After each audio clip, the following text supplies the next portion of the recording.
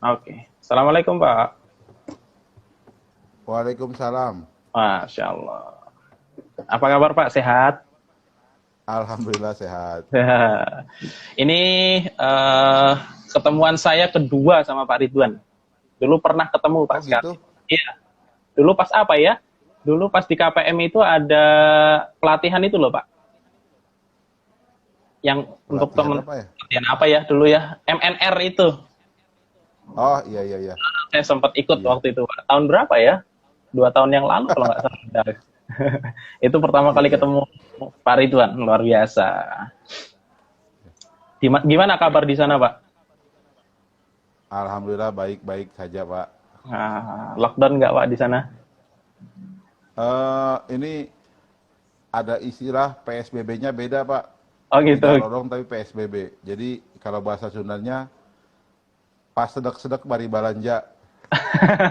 Jadi tetap berdesakan karena berbelanja itu di pasar tuh penuh banget gitu. Nggak ada Oh, PSBB seperti biasa saja. luar biasa orang kita ya, Pak ya. Oke, Ya, ini Pak, kita ngobrol nih sedikit tentang matematika. Kan iya, yang paling banyak ketika saya ngobrol nih sama teman-teman siswa maupun mahasiswa gitu ya. Nah, iya, sebenarnya yang paling krusial pertanyaannya adalah sebenarnya belajar matematika itu buat apa sih, Pak, gitu loh. Karena banyak yang iya, ngira iya, iya. belajar matematika itu kayaknya nggak kepake, belajar integral, limit dan lain sebagainya kok nggak kepake. Gitu. Menurut Pak Ridwan nih, Iya. gimana? Belajar matematika sebenarnya ada manfaatnya apa sih, Pak? Jadi gini, sebenarnya kan arti matematika sendiri kan ada istilah pembelajaran, pengetahuan, pemikiran gitu istilahnya Ya. tuh. Yang ujungnya adalah ke arah pemecahan masalah. Jadi kalau kita belajar matematik itu, ini kalau dari sudut pandang saya yang terbiasa menggunakan matematik untuk alat berpikir, yaitu adalah untuk kita dilatih berpikir dan dilatih untuk menyelesaikan atau memecahkan masalah.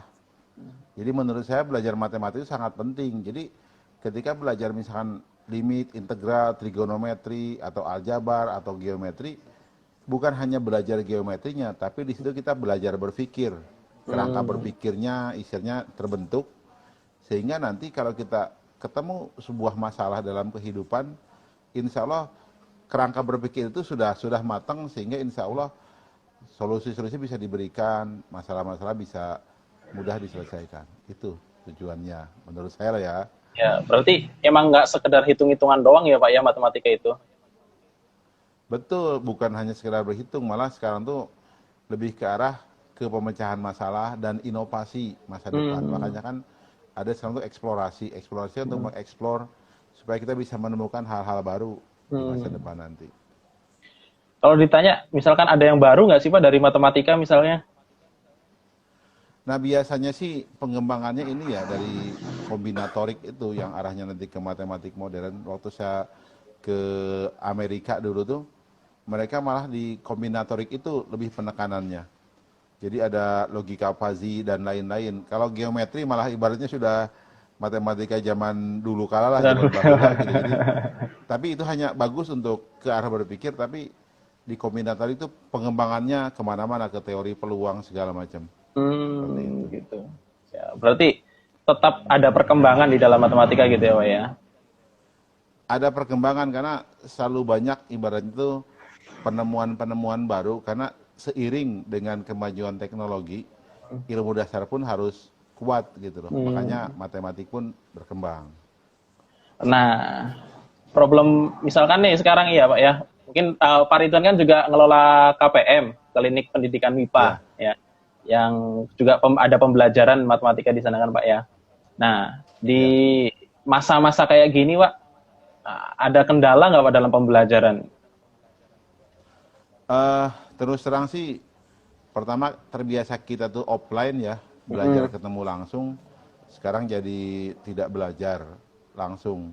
Kita buat online. Ini kendalanya variatif ya. Jadi iya. variatifnya gini.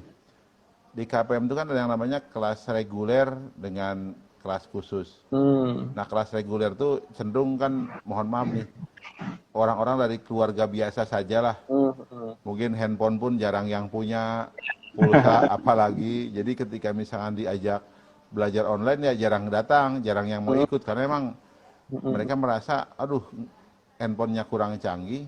Yang kedua memang pulsanya kurang, sehingga nggak ikutan kebanyakan. Iya, iya. Nah, yang ada yang namanya kelas khusus yang mungkin secara ekonomi cukup, handphone lancar, ya mungkin tinggal pinter-pinternya kita saja mengajarkan komunikasi secara langsung begini, tanpa kita lihat jawaban anak seperti apa, atau misalnya ketika ngecek jawaban seperti apa, ya akhirnya harus saling memaklumi saja dalam hal itu tuh. Mungkin itu Iya. kendalanya. Berarti tetap ada gitu ya Pak ya pembelajarannya itu. Tetap ada pembelajaran, malah kita tuh terus terang dengan adanya COVID-19 ini, kita malah terbuka ke orang. Jadi kita sering buat pelatihan buat orang luar, tetap kan ciri khas KPM bayaran seikhlasnya. Iya. Pokoknya silakan orang lain untuk bisa ikut gitu. Malah jadi memang manfaatnya jadi banyak yang ikut juga, tapi orang di luar yang KPM biasanya. Boleh tuh Pak, kapan-kapan kita collab bareng Pak Ridwan ngisi di Ngaji Matematika, bikin pelatihan. Boleh, boleh. Boleh. Ya, nanti saya sangat bersedia. Masya Allah.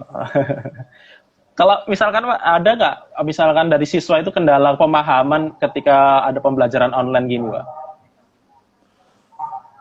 Yang saya lihat sih yang pertama keluhan dari mereka itu adalah mungkin karena kita itu nggak melihat ya, dan modelnya itu kita kan komunikasinya paling ngebaca dari slide. Iya. Ada yang bilang, Pak terlalu cepat nih, jadi pindah ke slide baru terlalu cepat karena mungkin mereka belum nyatet atau mungkin pas lagi nonton ke kamar mandi atau kemana jadi nggak fokus di situ kan. Iya. Faktor terlalu cepat. Yang kedua, putus-putus, sinyal jaringan tidak ada gitu kan, jaringan. Makanya kita kadang-kadang mensiasati ya harus agak diulang-ulang gitu, supaya ibaratnya yang tidak jelas jadi terbawa jelas. Yang kedua, ya kita ingin semua bisa paham bareng gitu. Dan yang agak ininya makanya kita siasati pun, ketika kita mengajikan sebuah materi, terus ada soal yang kita berikan dalam bentuk slide, kita ulang lagi buat soal yang baru yang mirip di papan tulis gitu. Oh gitu. Supaya mereka istilahnya tuh nulis lagi jadi benar-benar paham. Seperti itu paling modelnya. Ya. Mungkin bisa ditiru juga nih buat teman-teman yang ngajar dan belajar gitu ya Pak ya. Jadi karena Ya, kendala. Soalnya ada satu hal yang sangat penting nih dalam mengajar matematik terutama di online. Memang niat kita harus benar-benar anak tuh paham gitu. Makanya kecintaan supaya anak itu paham yang membuat kita melakukan inovasi, sabar, dan ibaratnya satu hal juga pengalaman saya sekarang tuh, kalau mengajarkan mungkin tidak usah banyak subbab-subbab yang diajarkan, tapi satu subbab saja, tapi fokus ke berbagai halnya sehingga anak-anak tuh merasakan mendapatkan ilmunya puas gitu. Puas, detail gitu ya Pak ya ilmunya ya. Ya, betul, betul.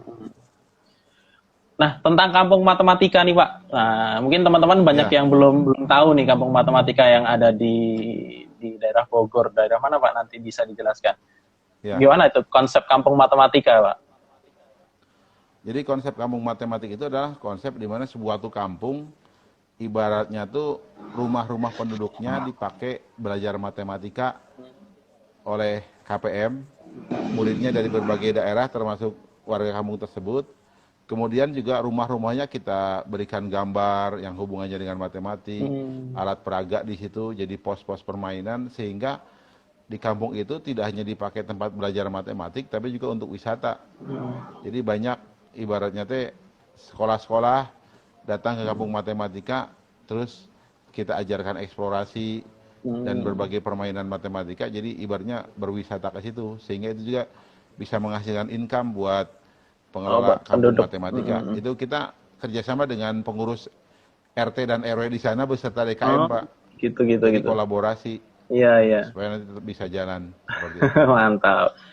Kemarin juga pas saya pernah ke sana sekali itu juga menyenangkan sekali permainan di sana itu Pak. Iya. Dan kita berusaha untuk selalu melakukan inovasi ya permainannya supaya nanti tidak bosan. Orang kan bisa jadi balik lagi bawa mungkin muridnya yang baru, nah kita buat tambah lagi supaya terus-terusan, jadi bisa jadi ada orang yang sama ketika dia 2 kali datang insya Allah ininya pun pengalamannya terus berbeda gitu. Ya, mantap. Nah, ini pertanyaan yang hampir selalu ada di setiap kesempatan, bahwa Ya. gimana sih Pak sebenarnya cara belajar matematika yang yang baik gitu loh Pak. Karena kebanyakan teman-teman Oke. kita agak kesulitan dalam belajar matematika. Nah, ini ketika kita bicara cara belajar matematik yang baik, ini ada hubungannya dengan cara mengajar, Pak. Mengajar. Ya. Gurunya Jadi juga mungkin perlu saya ya, Pak. mulai dari gurunya nih. Boleh. Karena Gimana? biasanya anak tidak suka matematik itu gara-gara gurunya. Betul. Gurunya sudah memfitnah duluan. Jadi dibilang matematik itu susah gitu. Ah, Jadi gini, ini saya bicara dari sisi guru ya.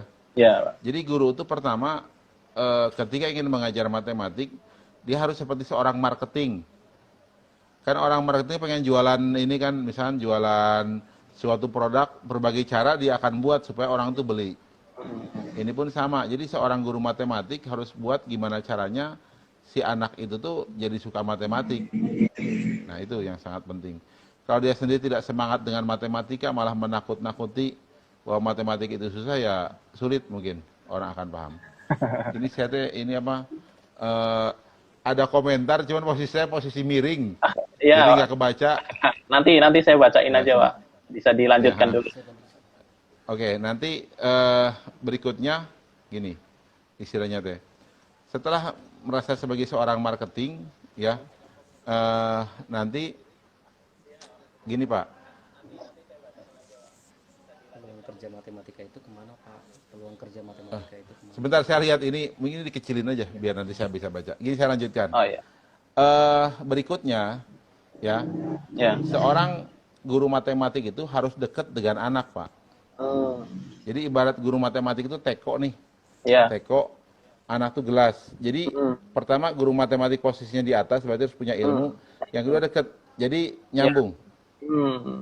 Jadi batu Selama ini angin kadang-kadang tumpah gitu ya Pak ya? Ya, guru matematik itu jauh dengan anak. Mungkin dia galak, jadi anak segan sehingga anak tuh jadi tidak suka gitu. Istilahnya tuh. Terus yang berikutnya, seorang guru matematik itu sebenarnya dia harus pede saja ngajar matematik. Kenapa? Bahasanya begini. Setiap orang tuh kan punya batas dalam masalah matematika. Jadi misalkan, oh saya hanya bisa ngajar cuman sampai penjumlahan, kali-kalian nggak bisa. Ya sudah, dia jadi guru matematik untuk ngajarkan penjumlahan. Tapi anak jadi menikmati ketika dia diajari oleh guru tersebut.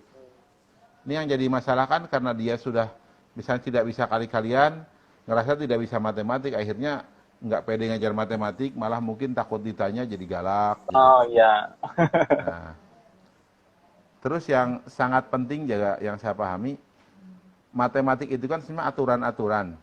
Iya. Nah, anak-anak itu sebenarnya sebelum kita ajarkan tentang misalkan luas segitiga, luas lingkaran, dan lain-lain, ajarkan aturan dalam kehidupan sehari-hari dan taati. Misalkan, masuk WC, kaki kiri, keluar kaki kanan. Masuk masjid, kaki kanan, keluar kaki kiri. Kalau misalkan lampu merah nih, di jalan, mobil berhenti, kita boleh nyebrang. Lampu hijau, mobil jalan, kita jangan nyebrang.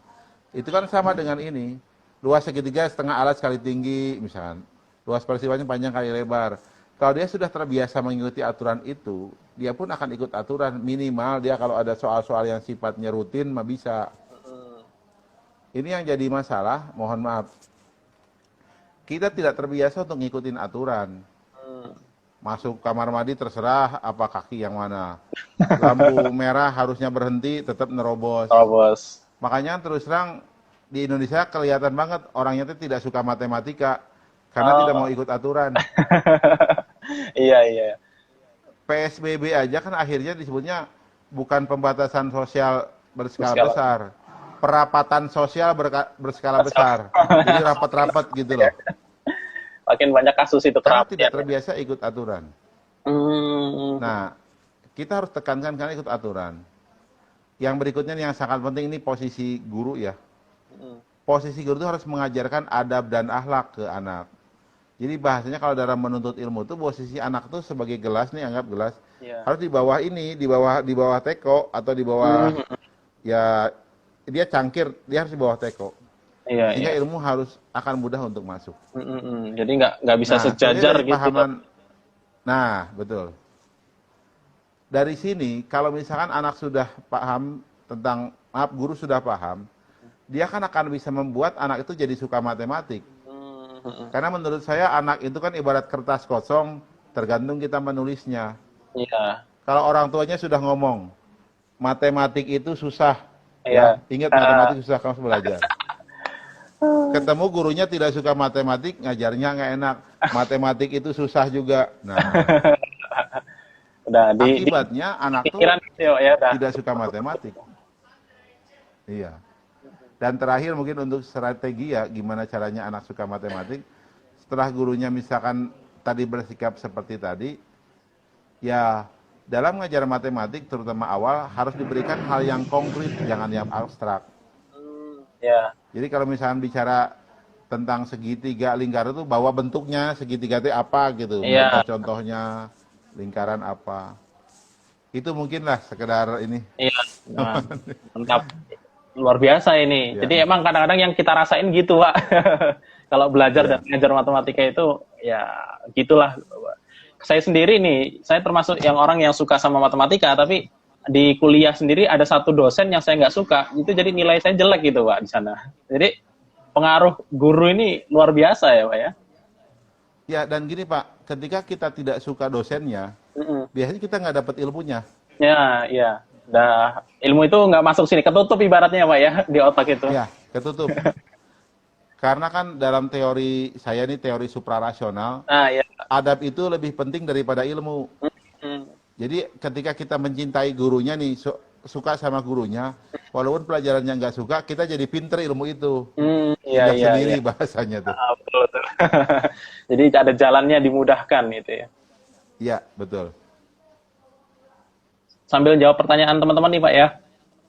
Ya, Ini yang pertama, dari Ayunila 2020. Bagaimana untuk mengatasi pembelajaran trigonometri? oke. Ini sebenarnya gini, kalau trigonometri itu yang rada susah ketika ketemu masalah identitas tuh Pak. Pembuktian. Iya, iya.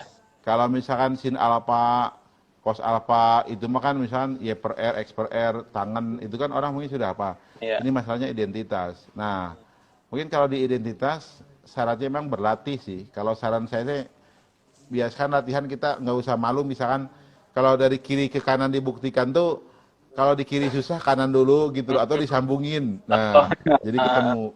Iya, iya. Dan syaratnya memang kita harus sering latihan. Dan menurut saya ketika belajar ini ya, istilahnya trigonometri, sangat menarik itu di masalah identitas. Jadi ibarat itu pengetahuan yang kita miliki nih, dari mulai sin alfa tambah misalkan sin beta dan seterusnya itu kepake. Ya. Dan memang syaratnya latihan. Kalau Ya. orang yang suka matematik, itu ketemu identitas merasa tertantang. Tapi kalau yang tidak suka matematik, jangankan identitas, lihat segitiga saja terus nyari sin alfa Sin cos alfa, males. iya. Iya. Jadi emang dari pepatah udah bilang sih ya, Pak ya, bahwa bisa itu karena biasa. Jadi latihan itu tetap satu kunci utama untuk kita bisa. Betul, Pak. Saya pun jadi pelatih olimpiade nih, sering latihan. Dan sering latihan juga semakin banyak yang saya tidak bisa, Pak. Gitu. Kenapa? Padahal udah Semakin banyak. ini, Pak ya, udah sampai pelatih ya, Pak ya, tetap belajar. Iya. Harus belajar dan semakin banyak yang tidak bisa. Kenapa? Soal yang semakin saya temui semakin banyak dan semakin banyak yang aneh karena buku yang pelajari jadi semakin banyak gitu. Iya, iya. Jadi latihan itu tetap paling utama ya. Iya, betul. Nikmati saja prosesnya. Ya, betul. Dan jangan berpikir begini, Pak. Menurut saya ini dalam hidup, kita itu ketika belajar, itu bukan untuk target sesuatu. Pengen juara olimpiade matematik, beres lomba matematik beres, nggak belajar lagi. Kita harus belajar. Jangka pendek tujuannya. Nah, belajar karena kita itu cinta, karena kita itu perlu untuk apa? Mengasah kemampuan berpikir. Nah, itu sehingga mau ada olimpiade matematik atau tidak, tetap belajar. Tetap belajar. Ya, mantap. Seperti sekarang kan ibaratnya nggak ada OSN nih Pak. Oh iya, ini ada yang banyak dibatalkan Iya, di beberapa iya, daerah. makanya istilahnya jangan karena itu kita belajar. Harusnya memang karena kita cinta. Kalau dalam teori suprarasional, karena ingin mendapat ridho Allah itu yang keren. Ya, ya. Boleh nih Pak dilanjut sedikit tentang suprarasional sambil refresh saya Ya. nih. Oke. Menarik Nah. itu buat saya. Jadi gini Pak, menurut saya ini saya insya Allah sedang akan buat buku kedua. Jadi suprarasional itu sebenarnya begini. Kita harus buat pertama dari segi ini ya, akal, hati, dan panca indera nih, ada 3 antena. Selama ini orang itu kan hanya mengandalkan 2 antena saja, panca indera dan akal. Jadi misalkan, oh saya pintar matematik karena saya belajar nih, gitu kan? Karena saya belajar. Terus kebetulan mungkin orang tuanya kaya, gitu kan? Jadi ada dana untuk buat dia belajar. Fasilitasnya ada. Orang tuanya pinter karena itu dia IQ-nya bagus lah. Nah, bagaimana dengan orang yang orang tuanya miskin? Bagaimana dia misalkan mau belajar? Iya, iya, iya. Nggak ada fasilitas. Terus mungkin orang tuanya IQ-nya dulunya bukan orang pinter, ke anaknya nggak pinter. Nah, dalam ilmu suprarasional, kita tuh melupakan faktor hati yang hubungannya dengan Allah. Jadi di situ kan ada yang namanya faktor hati yang doa itu berpengaruh Bu Pak dalam kehidupan. Sehingga walaupun mungkin kita dari keluarga miskin, kalau kita berpikir suprarasional pasti Allah nolong, tiba-tiba saja nanti ada yang gurunya ngasih buku matematik, olimpiade yang untuk dipelajari, itu jalan Allah gitu. Nah selama ini kalau saya lihat, orang itu nggak mikirkan faktor itu. Seperti misalkan juga ingin jadi juara olimpiade matematik. Ini saya pernah punya pengalaman Pak, ini kisah nyata. Saya punya murid lah secara kemampuan tuh di bawah rata-rata yang lain. Terus saya bilang, kalau kamu ingin berhasil, coba banyakin sholat malam, puasa, sholat duha diperbanyak. Dan dia lakukan itu. Jadi ibadahnya nambah gitu. Yang awalnya dia di bawah rata-rata, jadi mulai rata-rata. Ditingkatkan lagi. Sampai di tingkat internasional itu dapat medali perak yang awalnya dianggap seleksi saja tidak akan lolos orang tersebut. Iya. Jadi ada faktor yang gaib istilahnya itu, yang hanya bisa dipahami oleh hati. Yang banyak mohon maaf orang-orang kita nih dunia matematik melupakan itu. Karena mereka pengennya realistis saja. Iya. Nah kalau saya nih Bapak, saya itu termasuk orang yang meyakini itu. Gini contohnya.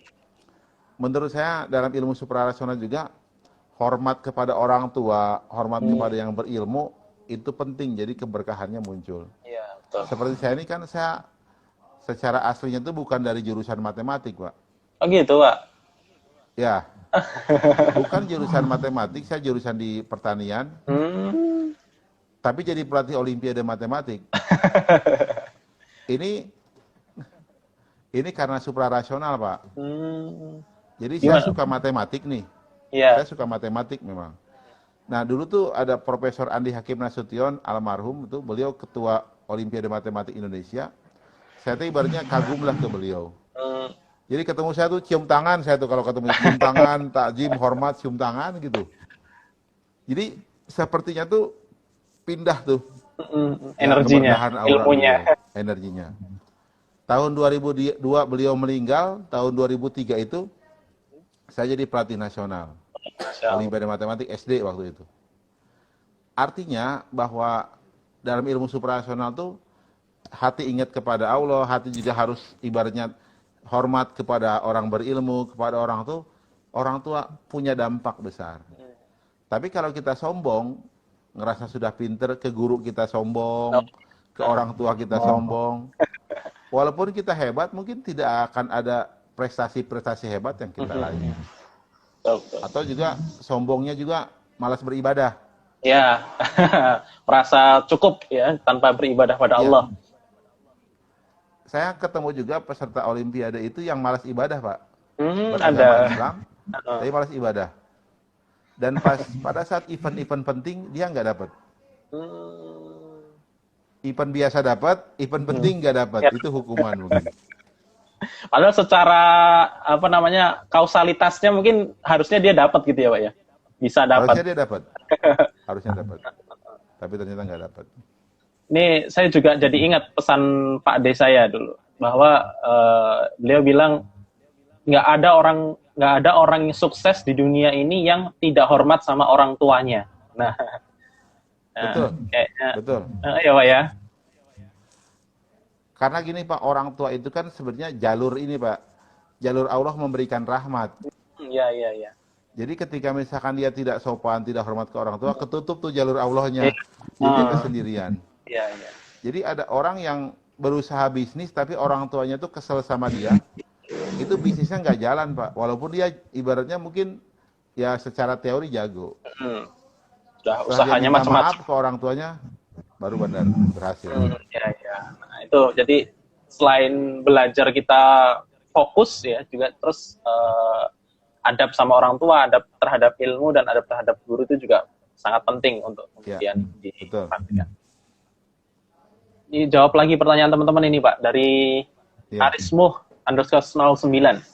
Peluang kerja matematika itu kemana Pak? Materi yang didapat saat kuliah nanti diaplikasikannya di mana?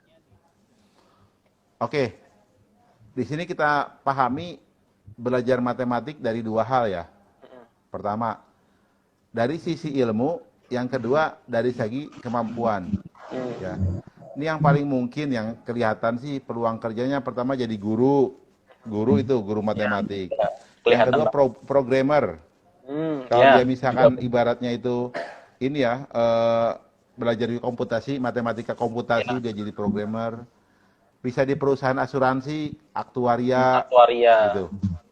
Nah, terus kemudian juga dia bisa masuk ke berbagai perusahaan yang membutuhkan staf ahli untuk misalkan kalau istilahnya ini ya melakukan analisis ya. Ada di jurusan matematik ngitung analisis resiko apa karena diajari juga gitu istilahnya teh. Banyak sebenarnya. Dan yang sangat penting adalah ketika dia belajar pemecahan masalah, dia bisa menempati posisi-posisi puncak. Jadi manajer ya. Manajer berbagai bisa jadi manajer produksi, manajer SDM dan lain-lain. Karena apa? Logika berpikirnya terasah dan itu sebenarnya yang sangat mahal. Sehingga banyak orang jurusan matematik itu ibaratnya mah jadi konsultan, jadi pengusaha, jadi pimpinan perusahaan karena cari berpikirnya tadi. Jadi ibaratnya mungkin ilmu trigonometrinya, kalkulusnya nggak kepake, tapi efek dari belajar kalkulus geometri akalnya hebat sehingga bisa kerja dimanapun. Gitu. Jadi kadang-kadang nggak secara langsung teorinya ya Pak ya yang kepake, tapi efek-efek dari belajarnya itu yang kepake. Betul. Dan pesan saya begini sebenarnya nanti kalau kita terjun di dunia kerja, jangan hanya belajar matematik, tetap belajar yang lain, belajar marketing, belajar pertanian, belajar apa sehingga nanti menggabungkan 2 ilmu atau 3 ilmu untuk profesi kita di masa depan. Jadi jangan hanya matematik terus. Nggak hanya satu bidang ibaratnya ya Pak ya yang dipelajari. Betul. Nah, saya keinget nih, kayaknya Pak Ridwan itu pernah memperkenalkan matematika tanpa angka. Nah, bisa dijelaskan kayak gimana itu Pak kira-kira matematika tanpa angka? Selama ini kan kita kenalnya matematika itu ya urusannya angka, ngitung-ngitung dan lain sebagainya. Ya, matematika tanpa angka itu yang saya maksud adalah adab dan akhlak, Pak. Yang tadi udah adab dan akhlak, aturan-aturan kehidupan kan, yang namanya matematika itu aturan-aturan. Cuman kan biasanya pakai rumus gitu loh, pakai persamaan. Nah seperti tadi, hormat sama orang tua itu matematik tanpa angka, hormat sama guru, masuk ke masjid kaki kanan, kalau kaki kiri, masuk ke kamar mandi kaki kiri, keluar kaki kanan, terus mengikuti aturan-aturan pemerintah. Seperti PSBB ini juga itu ada matematika tanpa angka tuh. Pakai masker itu matematik tanpa angka, artinya aturan-aturan. Sehingga kalau kita ikuti aturan tersebut, kita akan selamat. Nah, cuman orang Indonesia itu terbiasa tidak ikut aturan. Jadi akhirnya semaunya sendiri. Makanya menurut saya nih Pak, menurut saya harusnya budaya dulu kualat itu harusnya ditimbulkan lagi, Pak. Iya, iya.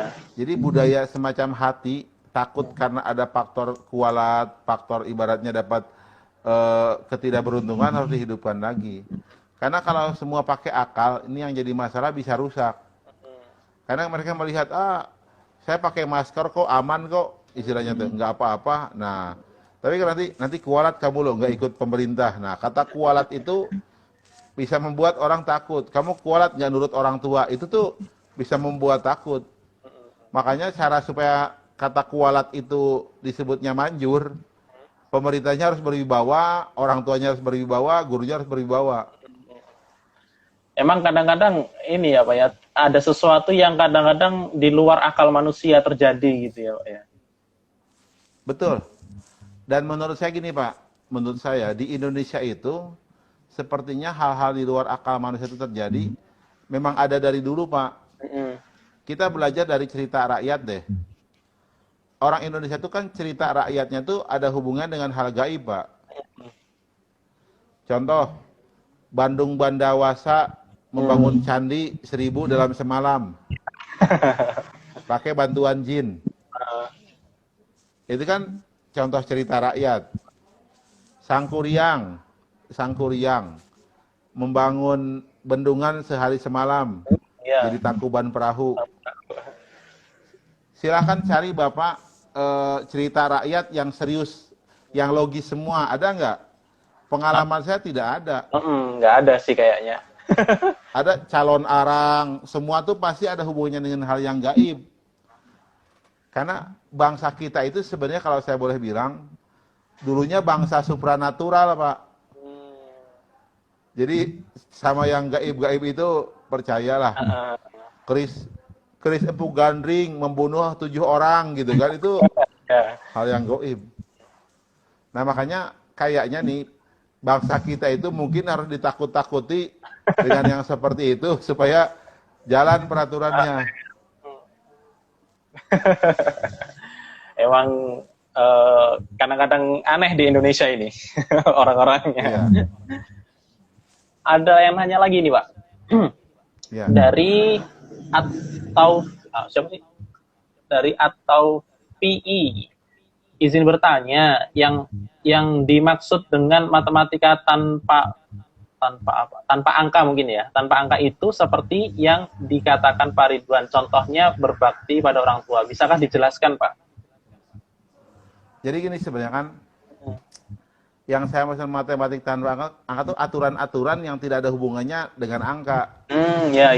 Aturan kehidupan. Makanya maksud saya itu, cobalah kalau ingin pinter matematik itu aturan kehidupan diikuti. Seperti misalkan kita berbakti pada orang tua kan aturan kehidupan. Iya. Sebaiknya nih kalau kita sudah mulai bekerja nih, mohon maaf nih, kalau saya, ketika kita sudah bekerja, ketika kita dapat gaji, tolong yang dipikirkan tuh jangan beli handphone dulu, beli apa dulu. Coba pikirkan nih untuk orang tua kita, sisihkan nih sebagai bakti kita tiap bulan. Nah itu kan ibaratnya matematik tanpa angka tuh. Jadi harus kita taati sehingga insya Allah hidup kita akan berkah.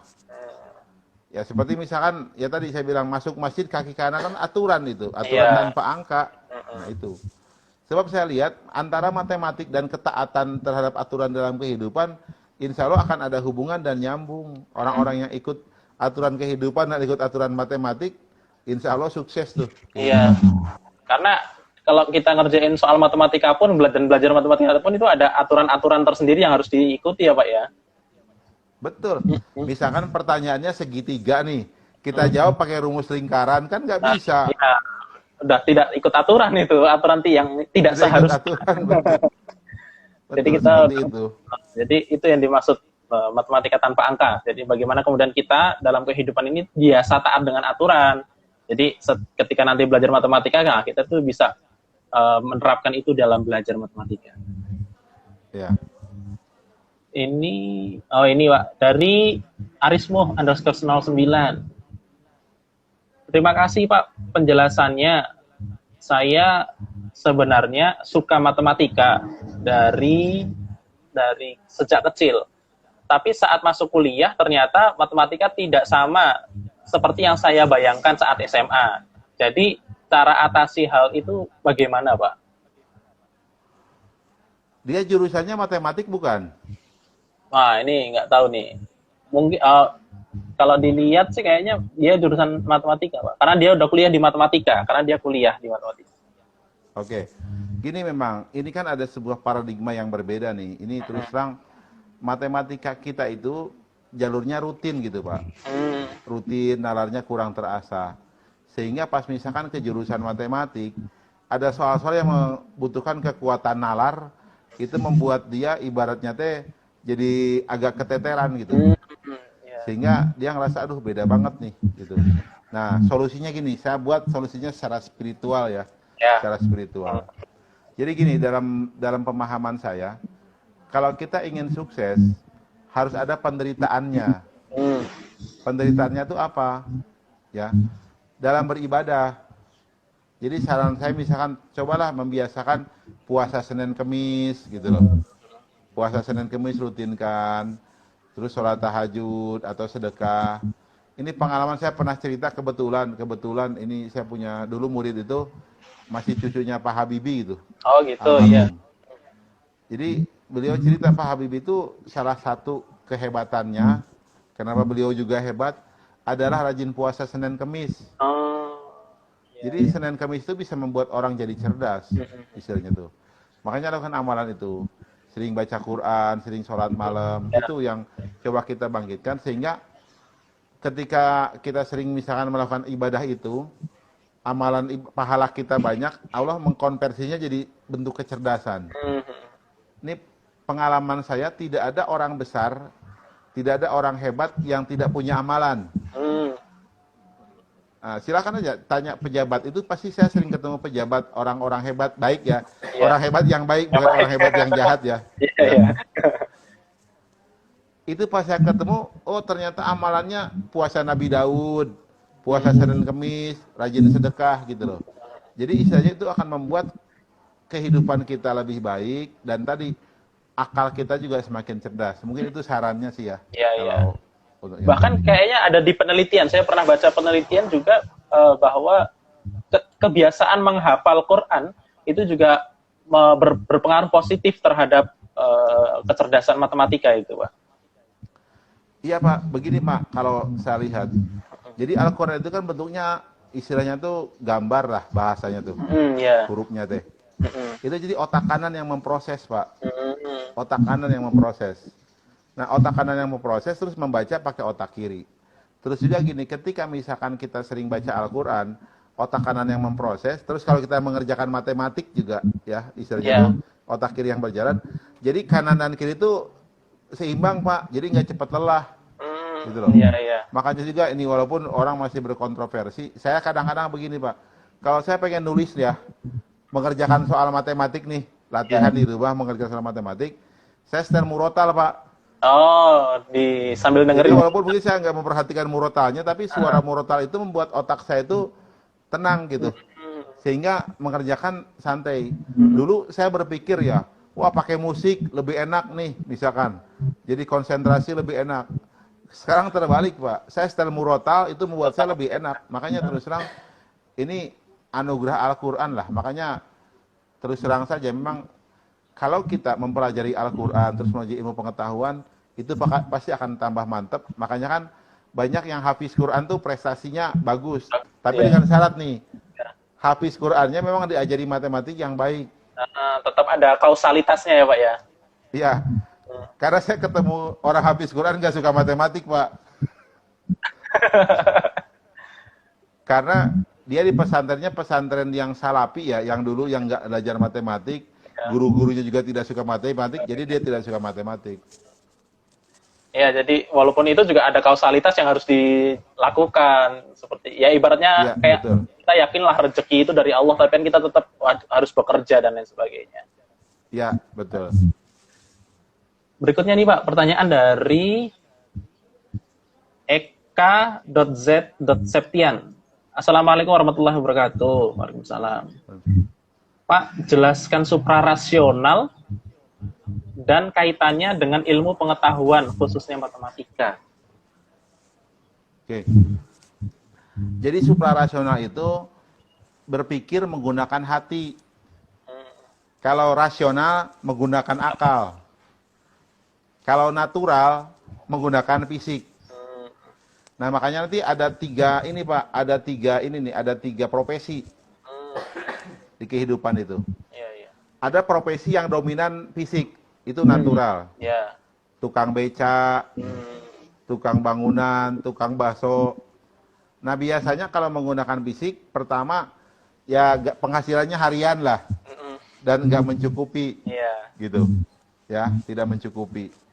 Terus ya kalau krisis itu yang paling susah orang-orang itu. Makanya kalau yang harian, ngantri BST itu yang pokoknya fisik. Dan rutin dia nggak pernah berubah jadi tukang beca terus, gitu loh. Nggak ada tukang beca tuh jadi pengusaha, jarang kan? Jarang Nah, banget. karena natural. Nah, yang kedua rasional. Yang rasional itu adalah bekerja menggunakan akal. Bekerja menggunakan akal ya seperti jadi guru, jadi manajer, jadi dosen.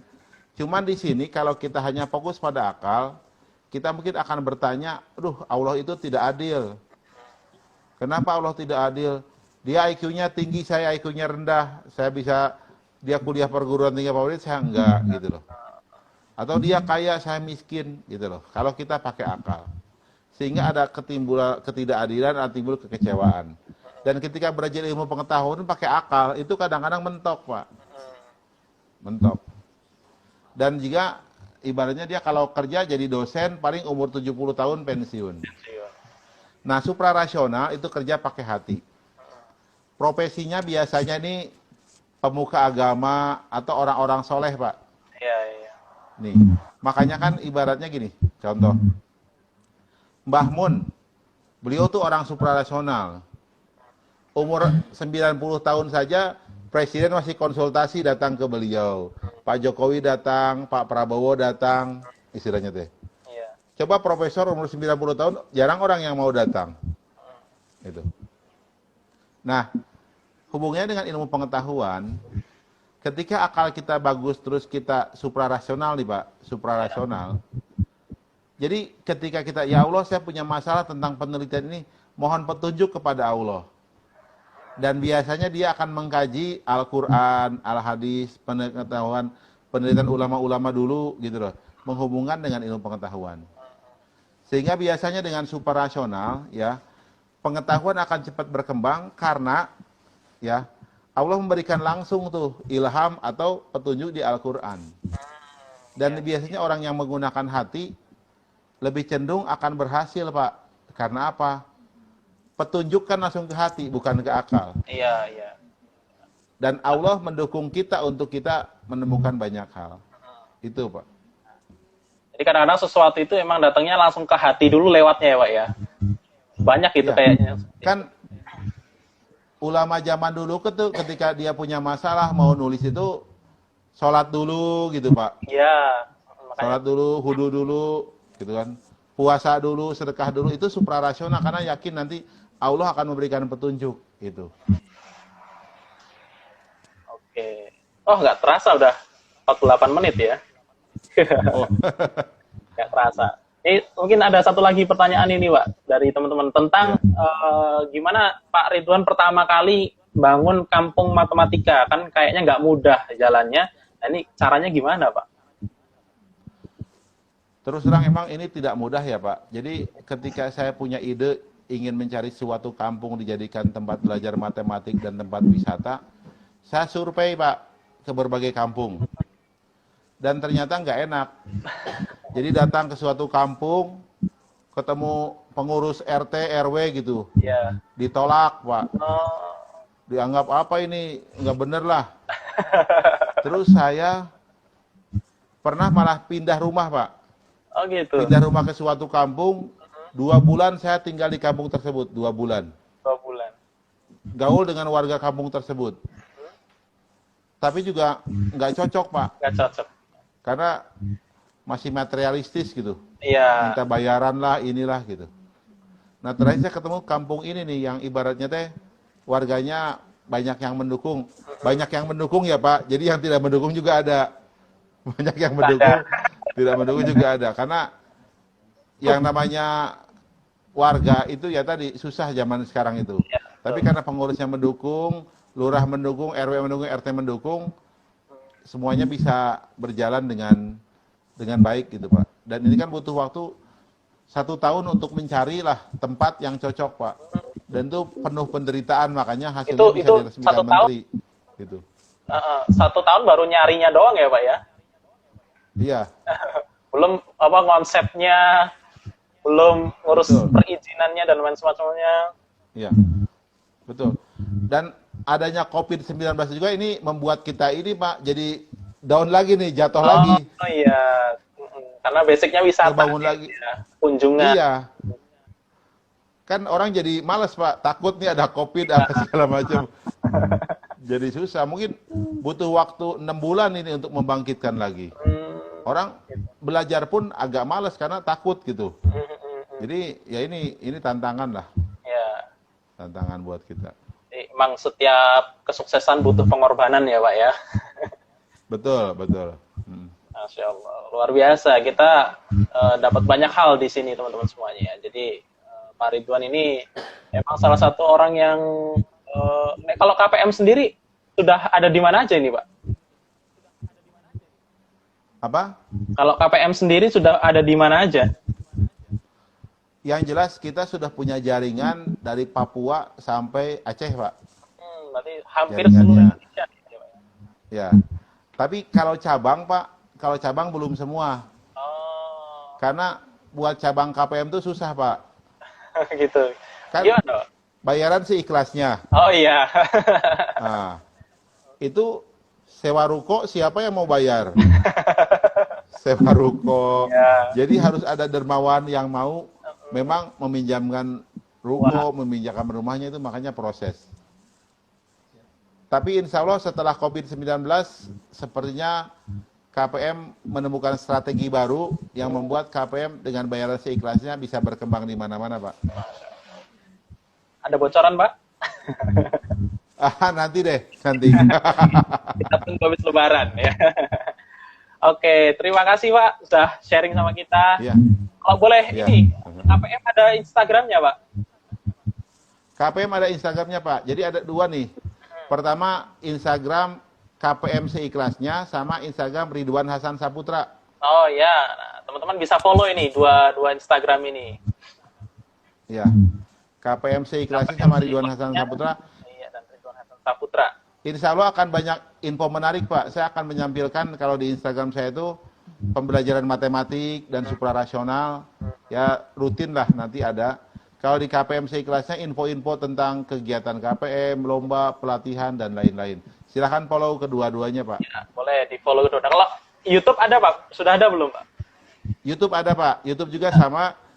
Kalau ini YouTube KPM seikhlasnya dan Ridwan Hasan Saputra, Pak. Oh, Ada 2. Ada juga di YouTube, jadi teman-teman bisa belajar lewat YouTube juga ya Pak ya, sama Pak Ridwan ini. Iya, ada, ya.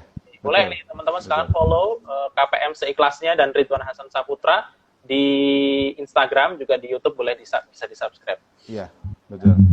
Terakhir Terima Pak, kasih, Pak. Ya. kita minta satu closing statement, mungkin pesan buat teman-teman baik guru maupun siswa dan mahasiswa tentang matematika ini Pak, untuk perkembangan matematika ke depan dan Indonesia ke depannya. Ya. Menurut saya, belajarlah matematika dengan niat mendapatkan ridho Allah. Ya, itu yang pertama. Yang kedua, belajarlah adab terlebih dahulu sebelum belajar matematika. Supaya nanti ketika kita belajar matematika, insya Allah matematika itu akan jadi ilmu yang berguna. Jadi tidak sia-sia. Ya. Banyak orang belajar ilmu tapi sia-sia karena niatnya salah dan tata caranya salah. Jadi adab. Terus tambahan ya Pak, tambahan. Ini ada pepatah bahasa Sunda yang saya pegang. Jadi mun hayang boga peurah kudu perih gitu ya Pak. Jadi kalau kita ingin punya prestasi, punya wibawa harus menderita. Jadi belajarnya harus sungguh-sungguh. Harus sampai menderita. Iya, iya. Yang kedua, kalau mati ingin hebat harus matuh, harus tekuni, harus istiqomah. Kalau matematik terus, jangan pindah karena uang. Ya, tekuni matematik bukan karena uang, tapi karena ridho Allah dan adab. Itu Mantap. Pak. Ridho Allah dan adab, tekuni dan menderita, 4 saja Pak Empat, untuk ya. sukses. Siap. Jadi memang setiap hal itu butuh pengorbanan dan salah satunya penderita itu yang paling penting. Nah, karena kadang-kadang banyak orang yang Ya, setiap sukses tapi nggak siap menderitanya, Pak. Banyak. betul, betul. Oke, luar biasa. Hari ini kita dapat ilmu yang banyak dan luar biasa sekali. Walaupun cuma kayaknya 1 jam kita ngobrol, tapi ilmunya banyak, luar biasa. Terima kasih Pak Ridwan sudah mau sharing dengan kita. Sama-sama. Ya. Terima kasih. Mohon pamit. Selamat menyiapkan berbuka puasa juga mungkin di sana. Ya. Terima kasih. Mungkin suatu saat kita bisa ketemu-ketemuan lagi, Pak, ya. Setelah COVID ini mungkin Iya, Pak. bisa main-main ke Bogor lagi. Ya, mangga Pak. Terima kasih, Bapak ya. Assalamualaikum. Ya, sama-sama. Waalaikumsalam warahmatullahi wabarakatuh. Sudah ya? Oke.